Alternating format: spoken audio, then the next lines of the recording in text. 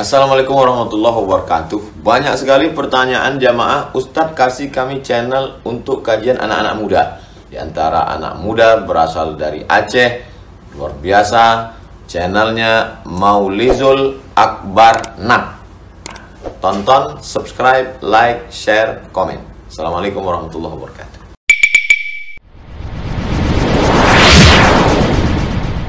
Allamtana innaka antal alimul hakim. Rabbana zidna ilma warzuqna fahma.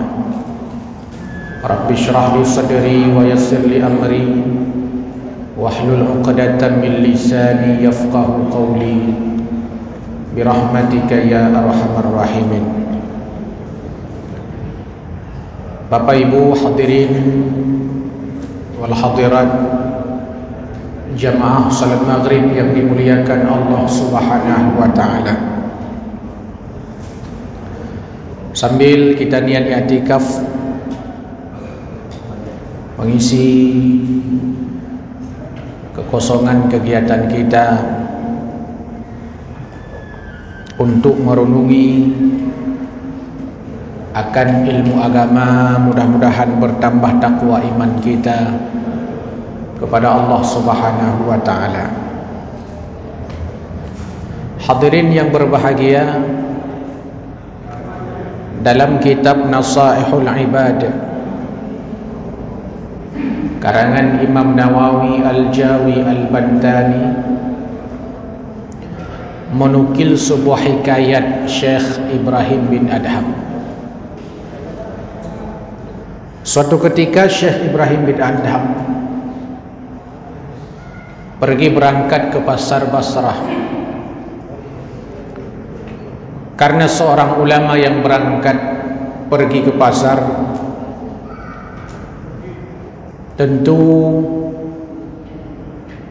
dimanfaatkan kesempatan itu untuk bertanya orang-orang yang ada di pasar Basrah itu.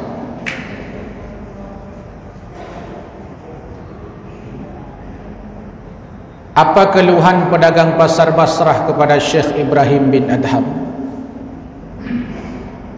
Kata mereka, wahai imam, tiap hari kami memohon, tiap jam kami meminta, tiap saat kami bermunajat kepada Allah Subhanahu wa ta'ala. Tapi rasa-rasanya doa yang kami panjatkan, permohonan yang kami pinta, munajat setiap saat kami tidak diterima Allah Subhanahu wa ta'ala. Apa sebabnya wahai imam? Apakah memang hati kami yang rusak? Apakah Allah tidak mendengar doa-doa kami? Apakah doa kami tidak sampai kepadanya, atau memang Allah tidak peduli dengan kami?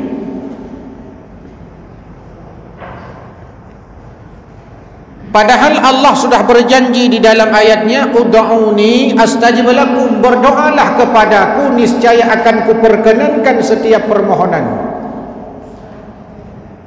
Kau meminta, kau bermunajat, kau bermohon, kata Allah, astajib lakum, pasti akan kukabulkan, pasti akan kuperkenankan. Tapi setiap hari kami mohon, tiap waktu kami meminta, rasanya tak ada doa kami yang diterima Allah. Apa sebabnya wahai Syekh? Apa sebabnya wahai imam? Nah, yang menarik jawaban Syekh terhadap pedagang pasar, dan ini menjadi renungan refleksi kepada kita malam ini. Kata Syekh Ibrahim bin Adham, ya ahlal Basrah, hai penduduk Basrah, qulubukumul maut, hati kalian itu mati. Kalau hati kalian mati, doa yang kalian panjatkan kepada Allah tak sampai kepadanya. Hatimu itu mati. Sehingga di dalam kitab itu dinukil pendapat Syekh Ibrahim bin Adham, ada 10 sebab hati mati. Tapi malam ini nggak mungkin kita sampaikan ke 10 sebab itu. Mahan hanya beli bahan pertemuan juga. Di antaranya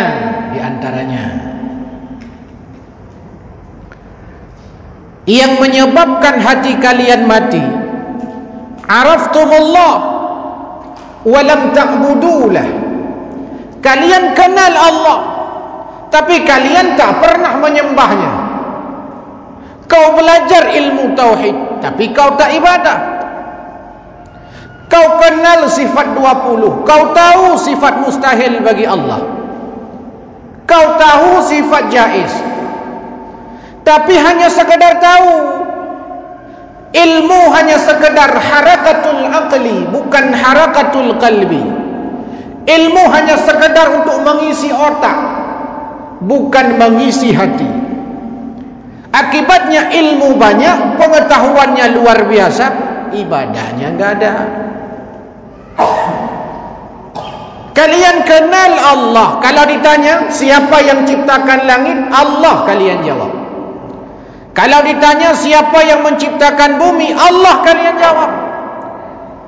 Kalau kalian ditanya siapa yang menciptakan segalanya, bahkan siapa yang menciptakan dirimu sendiri, kalian jawab Allah. Tapi hak Allah tak pernah kau tunaikan. Kewajibanmu kepada Allah tak pernah kau berikan. Hatimu mati. Kenal dia akan sifat-sifat Allah. Paham dia mana sifat-sifat yang mujmal, mana sifat-sifat yang mufassal.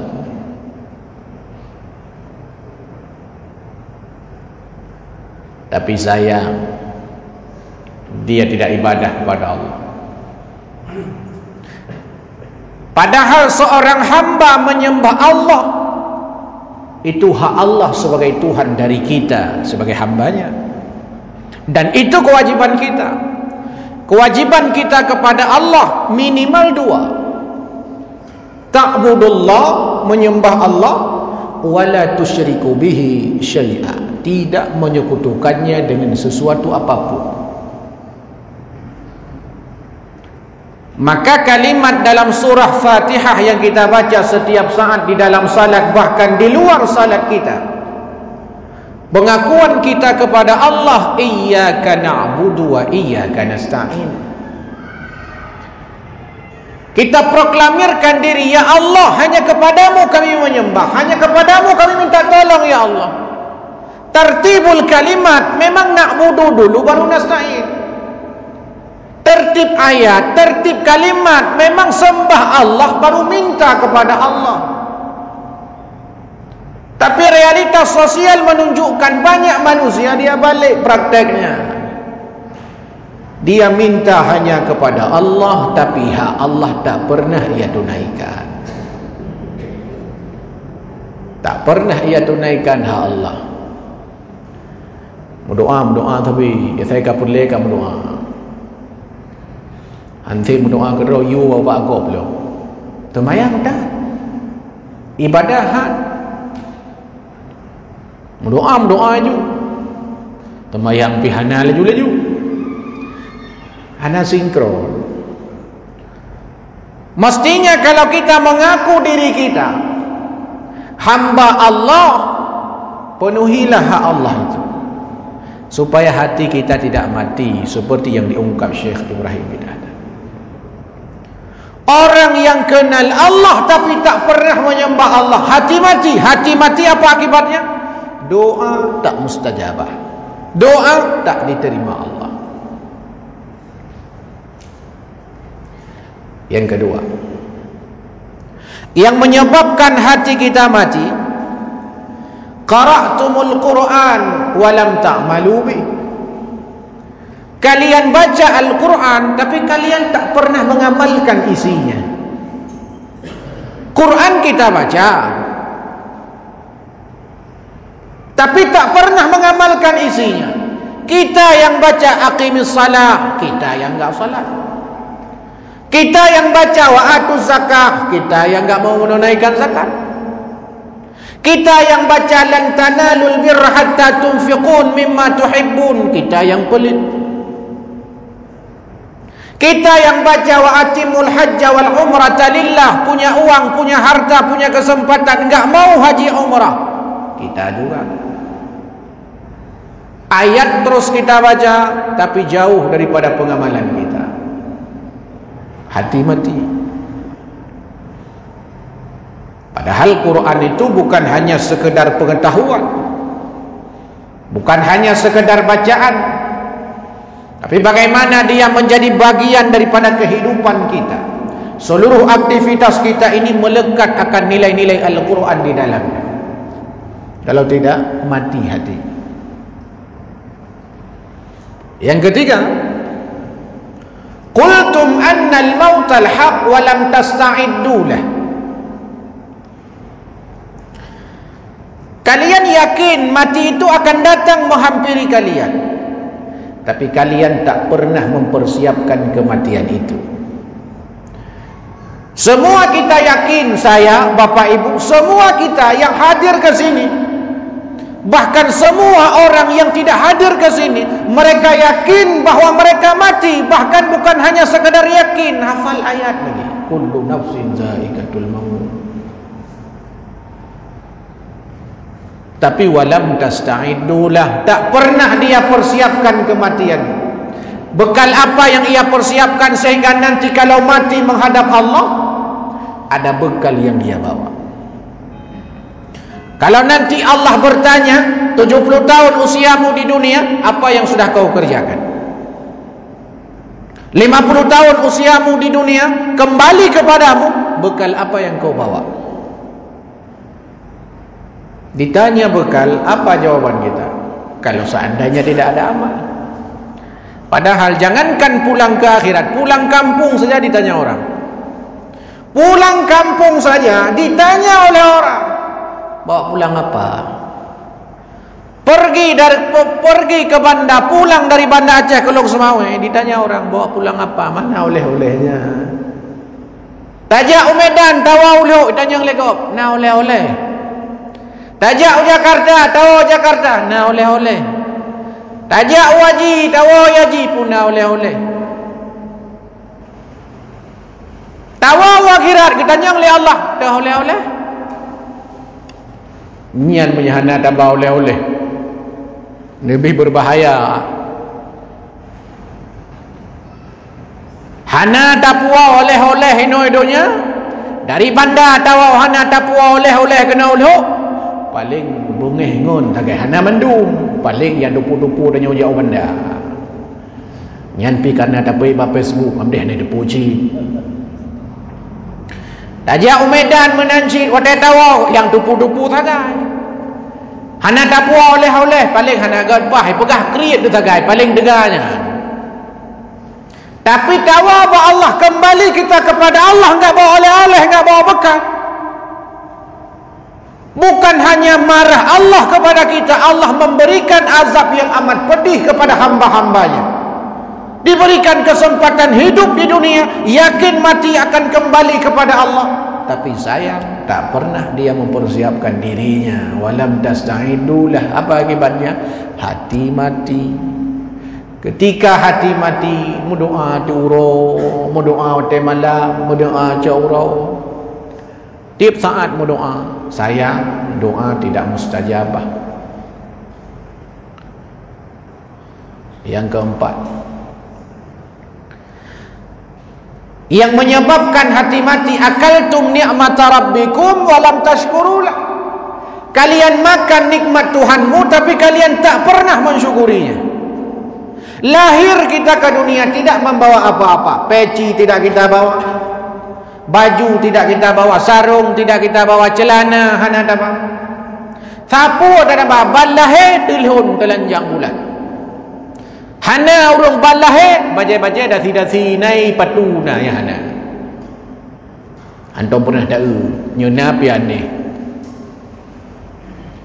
lahir di patu hana taba, baje hana taba, peci hana taba, jakrung hana taba, sapu dan taba telanjang bulat. ketika lahir ke dunia diberikan rezeki oleh Allah Subhanahu wa taala, hae dapat jauh ke rawat itu leung le kau. Hanjat tamamah kalau menai kau, imamah le kau, piculuk lama bah dah. Hanjat tamamah dengan babah, picok culuk tilang dulu. Hanjat lam dapat jauh gepeh pisang lima ada jamun. Yang penting dalam perut katanya bertambah rezeki Allah. Raya itu bertambah terus menerus nikmat daripada Allah Subhanahu wa taala, yang mestinya diharapkan semakin banyak nikmat yang kita terima, semakin banyak syukur kita, malah sebaliknya kadang semakin banyak nikmat maka semakin ingkar kepada Allah.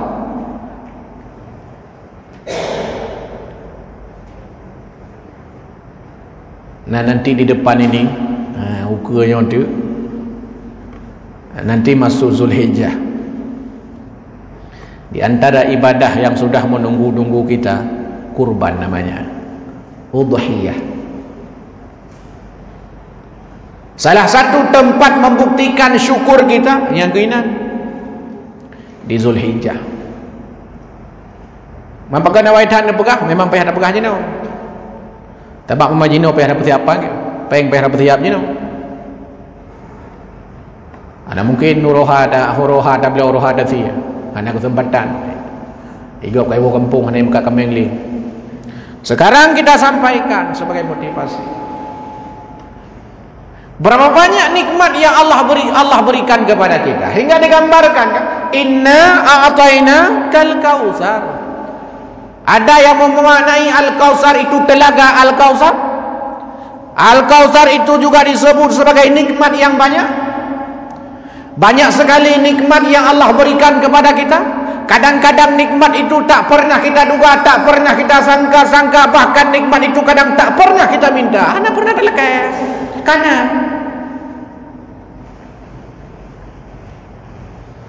anak rezeki dari Allah. Tapi berapa banyak orang dia punya anak enggak pernah meminta. Antum pernah berdoa karena akan tujuh. Tapi berdoa tidak ada nih. Tak pernah dia minta diberikan. Ada orang tiap saat dia lakukan anak jauh-jauh lah. Tiap saat dia meminta, tiap waktu dia memohon kepada Allah, belum diberikan. Tapi ada orang mungkin mau doa, pidan, siapa ketan ni katanya? Karena anak tujuh boh. Kadang ada rezeki dari Allah, Allah berikan kepada kita bentuk kasih sayangnya, walaupun kita tak pernah meminta. Napa? Kahana adalah kena napa? Ya Allah, Nabi napa? Hana mendengar tapi kenapa yang nanti tapi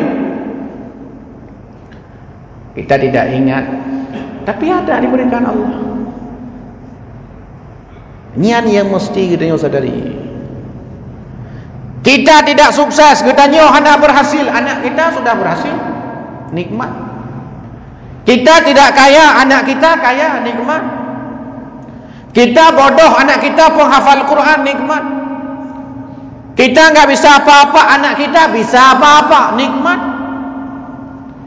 Nikmat Allah berikan. Kadang-kadang hana badannya tu, nabak akak tanya, nabak abang tanya, nabak adik tanya, nabak anak tanya, nabak cucu tanya, nikmat.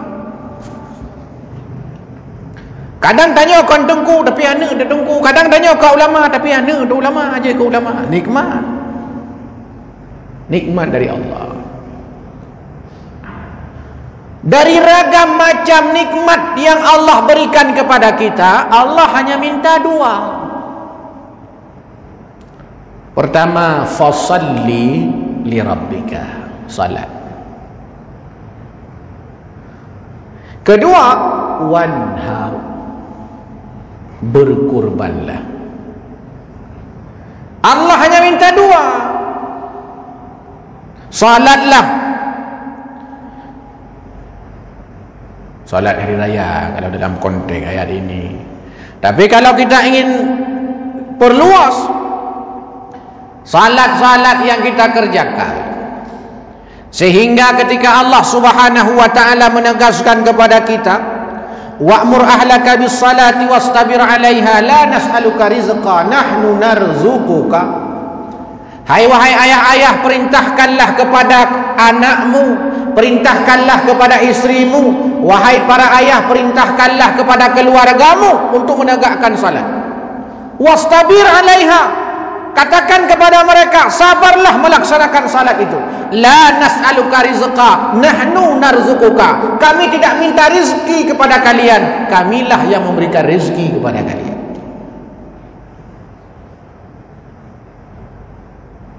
Man temayang ke hanahe temayang ini. Pani nahe temayang. Man buo duduk tagai. Tapi walaupun salat ini tidak berat, yang paling berat dalam kehidupan kita salat. Tapi berapa banyak nikmat yang Allah berikan, apakah itu kita sadari atau tidak? Yang kedua, wanhar, berkorbanlah. Gaji 2 bulan 2 juta. Tanya guru, tanya dosen, na sertifikasi, kalih juta, tu tama, kan 6 juta.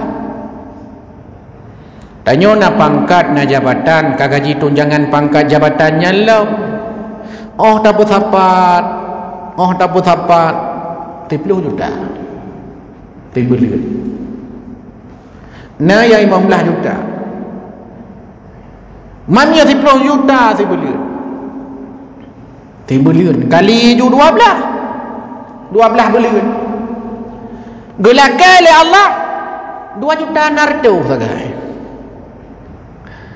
Tabau kami 2 juta nardo atau sabuh lemo 7 tu. Man 2 juta nardo tak bandingkan buna dengan 3 bulan 30 juta. Ana mepat. Itu belum lagi Allah berikan kesehatan. Peng yang 10 juta yang kadang-kadang berkat. Hanabeh lagi habis tidak habis. Tapi habis membawa keberkahan, rezeki dari Allah Subhanahu wa taala, dia manfaatkan pada tempat yang Allah ridha dan Allah cinta. Di antaranya korban. 2 juta 600. Ini apa ni kami? Tamanya 26. 25 sekitarnya. 5 juta. Kami 5 juta 100 atau 5 juta 200. Tidak sampai 50% daripada gajinya tiap bulan. Oi kamu duku ke pensiun. Dah ke pensiun pergi menyesuaikan diri lah.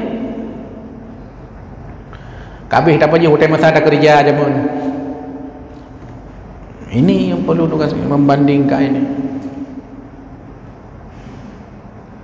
Ini antara lagi.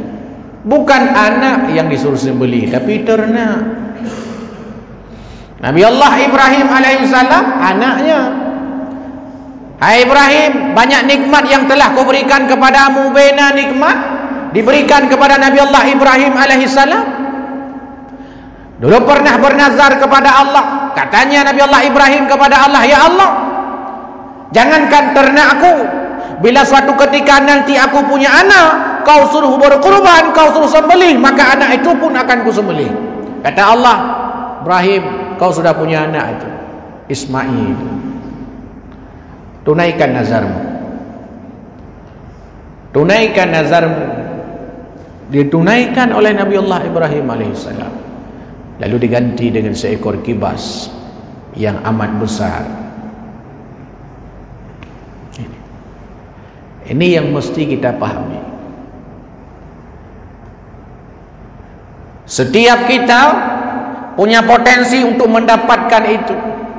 Dan kita harus paham bahawa di antara cara untuk mensyukuri atas apa yang telah diberikan Allah Subhanahu wa taala kepada kita, kurban itu, udhiyah.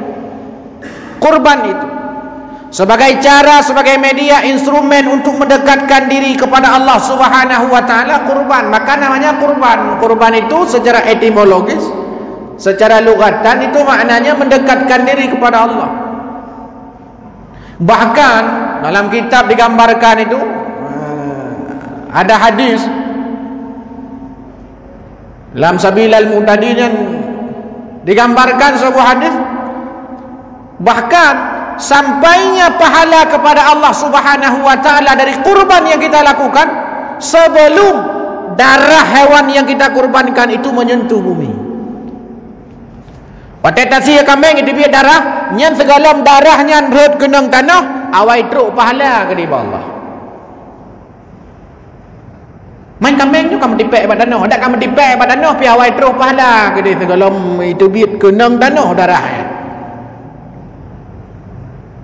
Begitu besar pahala. Kalau salat itu bentuk kita dekat dengan Allah. Salat. Dimensi salat, dimensi hubungan transendental seseorang kepada Allah. Tapi korban ini dua dimensinya. Ada dimensi teologis namanya hubungan kita dengan Allah. La yanalallahu luhumuha wala dima'uha walakin yanaluhu taqwa minkum. Tidak sampai kepada Allah daging hewan yang kita korbankan, darah hewan yang kita korbankan, seluruh anggota tubuh hewan yang kita korbankan. Yang sampai kepada Allah adalah keikhlasan kita. Ini namanya dimensi teologis. Ikhlas yang sampai kepada Allah, takwa kita yang sampai kepada Allah.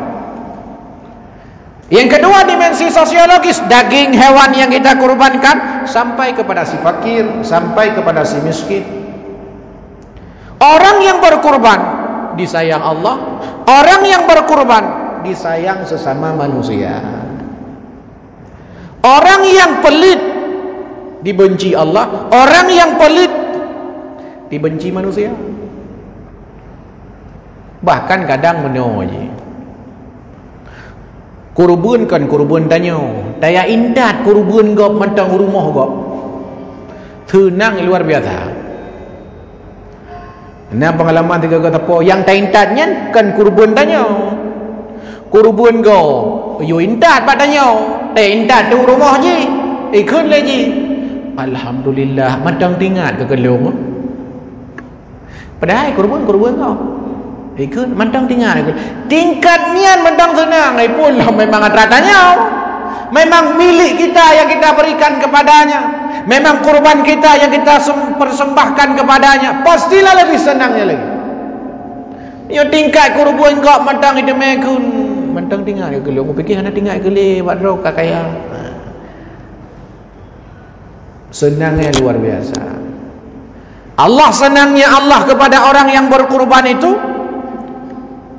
sebelum darah tetesan darah dari hewan yang kita kurbankan menyentuh bumi, sudah duluan pahala kita kepada Allah Subhanahu wa taala. Jamaah maghrib yang dimuliakan Allah Subhanahu wa taala. Banyak nikmat yang Allah berikan kepada kita. Akaltum ni'mata rabbikum, kata Syekh Ibrahim bin Adham. Banyak nikmat yang Allah berikan kepada kalian. Walam tashkurulah, pada saat kalian enggan bersyukur kepadanya, akibatnya hatimu mati. Ketika hati mati, doa yang kita panjatkan kepada Allah tidak mustajabah. Karena sumber dari segala kebaikan itu hati. Idza saluhat saluhat jasadu kulluh wa idza fasadat fasadat jasadu kulluh. Bila baik hati, baik semuanya. Rusak hati, rusak semuanya.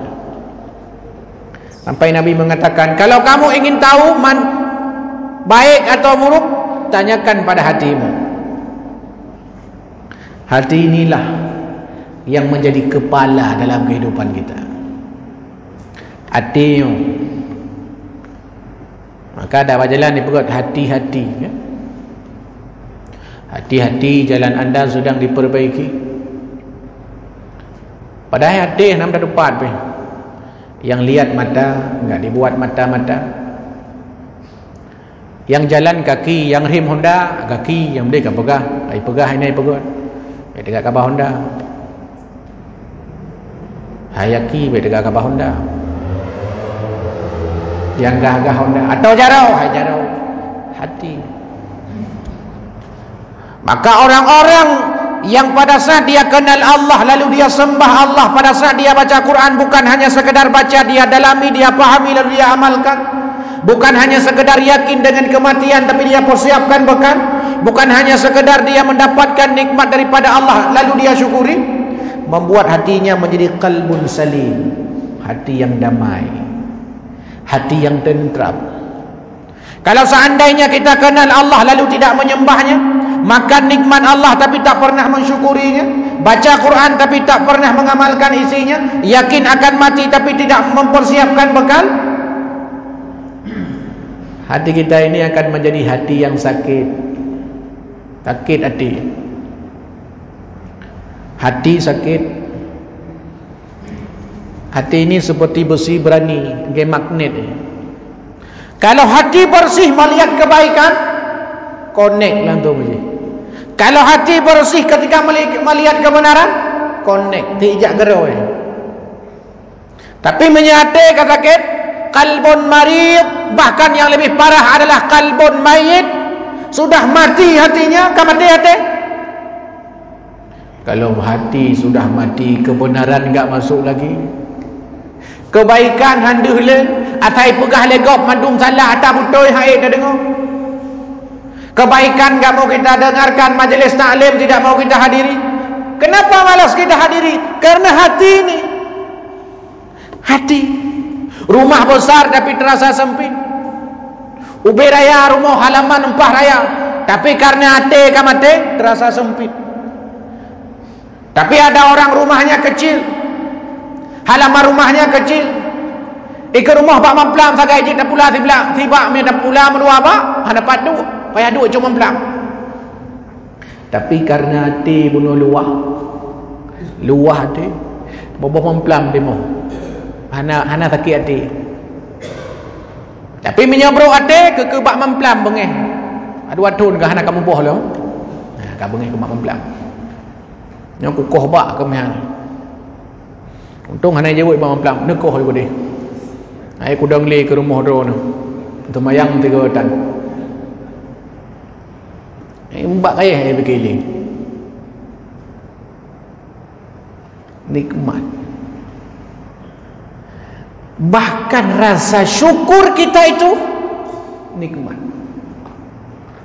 Maka di antara kata para ulama, supaya kita tidak sombong dengan ibadah yang kita kerjakan ini, supaya kita tidak angkuh dengan ibadah maghrib kita hari ini, supaya kita tidak ego dengan ibadah yang kita kerjakan pada malam ini, di antara yang dianjurkan kita harus sadar betul bahwa yang menggerakkan langkah kita hadir ke sini, yang membuat hati kita tergugah mendengar tausiah pada malam ini, itu juga nikmat dari Allah.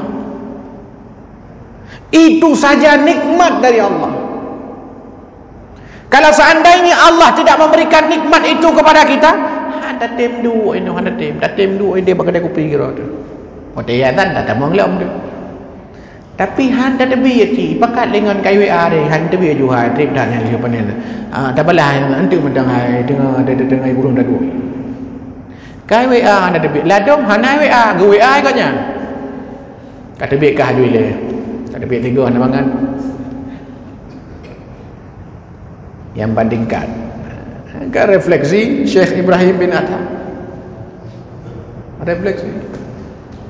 Refleksi ini penting untuk mendeteksi, karena yang bisa mendeteksi penyakit-penyakit rohani adalah pakar-pakar rohani.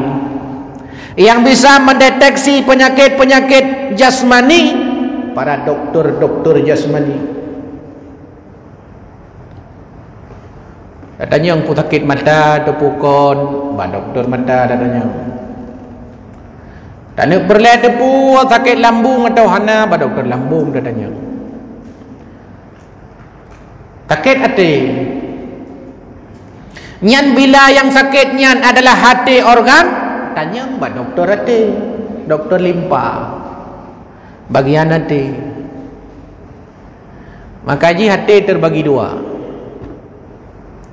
Hati terbagi 2. Ada hati organ, liver ikut dalam bahasa Inggeris. Ada hati kasih sayang, nur cahaya ilahi, namanya qalbun, namanya fuadun, namanya lubbun, namanya sadrun, nurani. Nurani itu yang terdeteksi, bukan hati organ.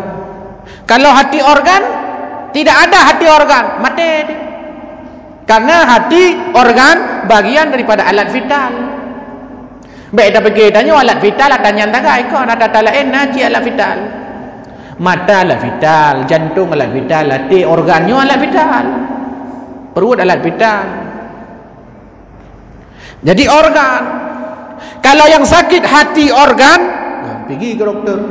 Ini yang sakit bukan hati organ, hati kalbun, hati fuad, yakni hati yang di dalamnya Allah taburkan cahaya ilahiyah di dalamnya, sehingga dari sana kita kenal kebenaran, dari sana kita paham akan kebaikan. Yang ke nurani, yang ke Aceh nurani. Na partai tak apa, tapi hana lungkun, begah partainya, matuji lungkun begah nuraninya. Nya nurani itu kan punya soal rohaniah. Ketawa, senyum, pelawak. Karena pelawak Jakarta nya bukan menderita oleh pelawak, tapi pelawak, tapi udah menderita. Masalah banyak, tapi ibu kem tapi itu tailor klik le ikut orang klik. Masalah terjadi perceraian, berokon mana nak betul kena narkoba, macam-macam lah kejadian. Kenapa? Karena soal-soal rohani ini dia hanya bisa diberikan asupan-asupan rohani. Untuk menyehatkan jasmani kita hanya bisa kita berikan kebutuhan jasmani, makan minum, salat, zikir, baca Quran, untuk si rohani. Jangan sampai kita lupa si rohani, tapi hanya ingat saja akan si jasmani. Rohani kita lihat, jasmani pun perlu kita pertimbangkan.